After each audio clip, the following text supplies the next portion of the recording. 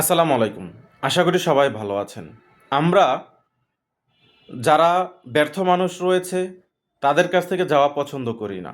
আর যারা সফল রয়েছে, যাদের কাছে সব অর্থ, খ্যাতি, সম্পদ সব কিছু রয়েছে, মানুষ তার কাছেই ধর্ণা দিতে পছন্দ করে বা তার কাছেই যেতে পছন্দ করে। কারণ তার কাছ থেকে বিভিন্ন সময়ে বিভিন্ন কিছু নেওয়া যাবে। এই কারণে কিন্তু ওই মানুষটার কাছেই যায়।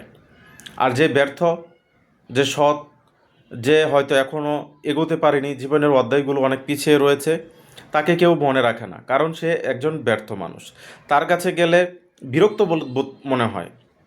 হয়তো কিছু নীতি কথা থাকবে বা কিছু সরলতা থাকবে, কিন্তু আসলে তার কাছ থেকে নেওয়ার মতো অন্য কিছু নেই।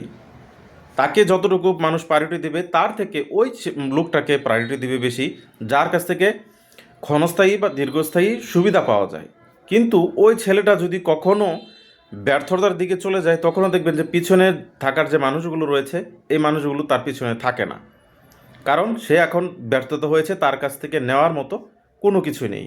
মোরাল অফ দ্য স্টোরি কি, কোনো মানুষের কাছ থেকে যদি সুবিধা পাওয়া যায় বা সুবিধা নেওয়া যায়, তার কাছেই কিন্তু মানুষ যে যাওয়া পছন্দ করে।